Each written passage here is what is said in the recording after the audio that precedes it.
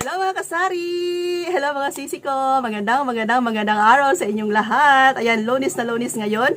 October 7. Ayan, smile lang tayo para positive. Kahit na walang tao, walang bumibili, mahina ang benta, matumal, month na, smile pa rin.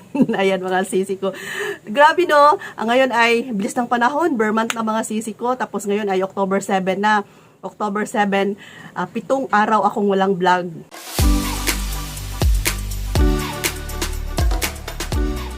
Kasi nga, parang kasi nagsasawa na kayo sa panunood ng dito na sa loob ng tindahan and wala pa akong ibang eco-content sa inyo.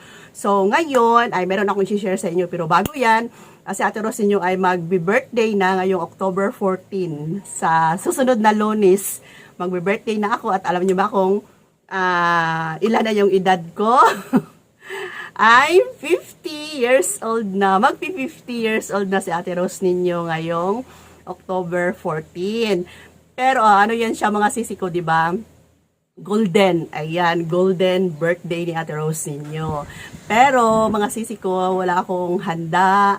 Hindi ako nagpa-party kasi alam niyo naman sa panahon ngayon, 'di ba? Krisis ang panahon ngayon. Mahal ang bilihin ngayon. Pero meron akong gi-promise. May promise ako na pag birthday ko ay mag-share ako ng kunting blessing lang. So, kahapon, Sunday, pumunta kami ni Kuya Dave sa Home for the Aged. Hindi na ako nag-vlog pa. Siguro sa susunod na lang, sa next Sunday na lang siguro. Pumunta kami ni Kuya Dave sa Home for the Aged. So, nag-inquire kami doon. And gusto ko magbigay ng mga needs ng mga natin doon, yung mga lola natin, ayan, mga nanay, mga lola na nandoon sa Home for the Aged. So, magbigay ako ng mga item kung ano yung mga kailangan nila. So, kailangan nila ng mga sabon, mga powder, ayan, panglaba. Kasi hiningan ko sila ng list kung ano yung mga kailangan nila. So, sabon, tapos mga sabon panglaba, sabon na panligo, biscuits, bigas, ano pa ba yung mga kape, kasi nagkakape daw ang mga nanay at lola doon, sugar, ano pang meron doon, ayun na nga, biscuits, nabanggit ko na, and sabi ko hindi na lang ako magpapakain doon, so magbibigay na lang kami ni Kuya Dave ng mga items. So ito lang yung parang ko, masaya na ako na makapag-share sa kanila kahit na kunting halaga lang. So ipapakita ko sa inyo next vlog ko, kung ano yung maibigay natin sa Home for the Aged. Ayan mga sisi ko, 'di ba? Share our blessings kasi nga mahirap ng panahon ngayon mga sisi ko, mahal ang bilihin. So gano'n na lang. Hindi na ako magpa-party pa pala. So marami akong mga kabats, mga classmate ko, ayan, todo post na sila kasi kasing edad ko sila, todo post na sila na nagpa-party sila sa ang hotel. Nasa kanila 'yun kasi marami silang pera. Pero ako masaya na ako na mag-share ng blessings. Okay, ito yung trending ngayon mga sisi ko. Ayan, ask ko sa inyo kung magkano na ba ang benta ninyo nitong Magic Sarap. Nagtaas na to mga sisi ko dito sa amin, nasa 76 pesos na ang puhunan. So, sinabihan ko si Kuya Dave na benta niya ng 6 pesos kasi 76 plus na yung puhunan. So, nasa 4.90 na yata yung isa. So, piso-piso na lang tayo kada isa.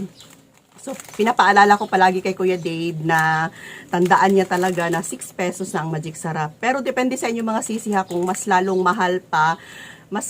mahal pa sa inyong lugar, gawin niyo yung 7 pesos. Kasi hindi parehas ang price bawat lugar. Yung iba is mas mababa, yung ibang lugar is mas mataas. Ayan, meron akong ipapakita sa inyong item mga sisiha na parang ayaw ng bilhin ng mga customer ko dito. May hinahanap kasi silang ibang brand. Kasi itong brand na ipapakita ko sa inyo is ayaw na nilang bilhin. Ayaw na nilang nag-alala nga ako kasi nga medyo marami itong mga sisi ko. Tapos basta ipapakita ko sa inyo ngayon. Tapos dito tayo proceed. Kung ano yung ipapakita ko sa inyo. Taran, gilagay ko pa talaga sa gilagay ko pa sa bag para excited. Kasi pag sa thumbnail, makita nyo kaagad, alam nyo na, hindi nyo panoorin yung vlog, comment kaagad kayo. Mas mabuting may pa-secret pa tayo. Okay, buksan ko na to. Hulaan nyo, be, kung hulaan nyo. Sige daw. Magbibigay ako ng pajikas. Hulaan nyo kung anong laman nito mga sisi ko. Okay, wag na lang. Ito ay alam nyo ba, nakita ko to sa Facebook kasi may nag-post. Tapos, i-try ko siya open. Nag-open ako ng isa. Sinubukan ko. Parang dyan na si Kuya Dave. Yan si Kuya Dave. Sige lang, patuloy tayo. Nag-open ako ng isa. Tapos, ginamit ko siya. Yung nga pala. Ito Johnson. Johnson mga sisi ko. Comment down below kayo ha kung ano yung masasabi nyo. Kasi ang pangit na ng texture ng ano. Tapos ito, nabili ko siya 10 plus 2 pa naman. 10 plus 2. So hindi ko lang muna giubos lahat display doon sa glass ko. Meron ako dito. Yan. Marami pa ako. Meron akong maliliit. Tapos, yung hinahanap kasi ng ibang mga suki ko dito, yung tender care na, hindi naman to sponsor mga sisi, okay lang, nabanggitin natin yung mga mga pangalan ng produkto.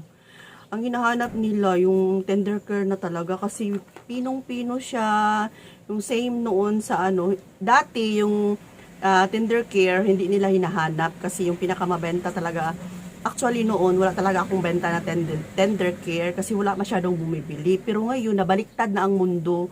Hindi na nila ito binibili. Hinahanap na naman nila is tender care. Ilang customer na dito na naghanap ng tender care. Kaya lang, wala akong maibigay kasi nga, ito na lang yung display ko dito. Wait lang, buksan natin si Kuya Dave. Yun na siya. Ano kaya dala niya? Parang may dala na siyang lechon manok yata. Ayan! Kararating lang ni Kuya Dave, mga sisi ko. May dala siyang chicken. Aray, Maki, dali. Up ka dito, dali. Gusto mo ng chicken? Dali si Maki, dali. Up ka dito. Dali, go. Dali. Chicken. Dali. Ayan, mga sisi ko si Kuya Dave kasi umalis para ipaayos yung sasakyan namin. Tapos sabi ko, bili na lang siya ng ulam. Kaya lang, hindi natuloy yung paayos. Umuwi ka agad. Pero, bumili na siya ng chicken. Ito yung ulam namin ngayon. And, bago umalis si Kuya Dave, nagsaing na siya sa loob. Sa rice cooker na lang para hindi masunog kasi before hindi ko na bantayan yung niluto niya na may sinaing na sunog. So sa rice cooker na lang and may ulam na kami. Ayan, ready na kain na lang, may kanin na rin sa loob. Ayan. Dito lang muna yan, bakit kainin ni Maki. Maki. Kuya Dave, shout out. I-off mo na yung yung kanin doon, baka mapagid.